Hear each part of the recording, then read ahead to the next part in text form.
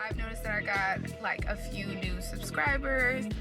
I just want to let you know that I am Angelica Taylor. I am the fiance to Fred Kerley, and we have a daughter named Mia Kerley, and we have a dog. We currently live in Miami. Obviously, you're seeing that. Yeah, I'm a stay-at-home mom, but I'm also a licensed esthetician. Yeah, and I make YouTube videos because I'm bored at home, so I don't have anything else better to do. But yeah, that. So we're here in the case of Mr. Kerley. There's 2 allegations, an F2 and for robbery strong arm and an F3 for battery. Yes, Judge. And so, just for a little bit of background, Mr. Kerley is one of the most decorated sprinters in Olympic history in the United States. He was arrested the night before last. He had a bond hearing yesterday, and Judge Glazer ROR'd him on all counts, didn't find any probable cause on count 3. While he was in custody, this case was filed, dropped on him there. So now, if you look, Judge, this stems from a May 2024 alleged incident. Ms. Kerley is on the platform. She can address that.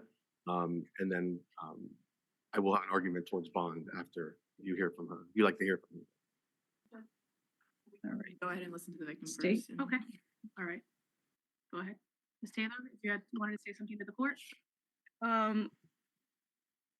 They asked me to be here and speak on his behalf, but I want to proceed with pressing charges on him. Okay. All right. Okay. So, Sorry? so Judge, in terms of bond, the state would probably be asking for standard bond. I'm asking for an ROR. This is, like I mentioned before, Mr. Kerley is a decorated Olympic athlete. If you look at his priors, he has no. And the reason why he was arrested, Judge Glazer ROR'd him on all counts. So the purpose of bond is to ensure that the defendant comes back into court to answer for the charges, right?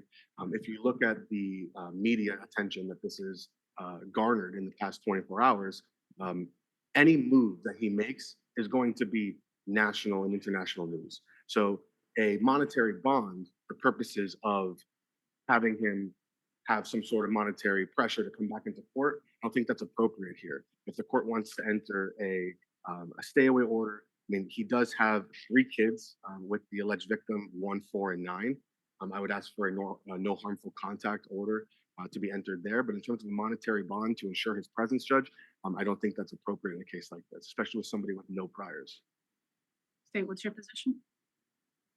Judge, part of pretrial release is also whether the defendant is a danger to the community, and the victim herself just said today that she wants to proceed on these cases. So that does indicate that she is in fear, and this is a domestic violence situation, a strong arm robbery. You would be asking for the standard bond, which is $7,500 on the strong arm robbery, and on the domestic battery strangulation charge is $5,000. So your Honor can enter a stay away order and do all that without a monetary bond. Like I said before, the monetary bond is to ensure that he has something over his head to make him come back. That's not what I think the court can be concerned with. The court is concerned with contact or anything like that. You can limit that, but a monetary bond here I don't think is appropriate. This is somebody who has no criminal history. The court has reviewed the A form, finds that there is probable cause for both counts. At this time, the court is going to issue a standard bond in the amount of $7,500 for count 1. And as to count 2, it'll be a $5,000 bond. In addition, the court is also going to issue a stay away order. Is there one? There should be. It might be out of order.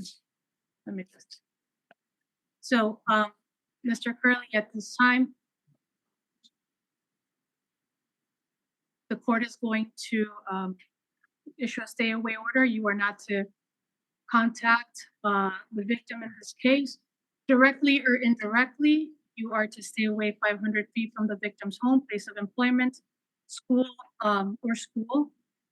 You are not to have any contact in person, in writing, by telephone with a victim in this case, including through a third party. In addition, you are not to use or possess or carry any firearms, guns, weapons, or ammunition. You must immediately surrender any firearms, ammunition, and concealed weapon permits to the nearest police department and file a receipt if you have any. And if you need to return to the residence, you have 48 hours as to the entry of this order, but you must be accompanied by a police officer to retrieve your personal belongings. Anything further? Ready, excuse, Judge? Thank you. Have a good day. Thank you, Judge. Have a good day, Mr. Curley.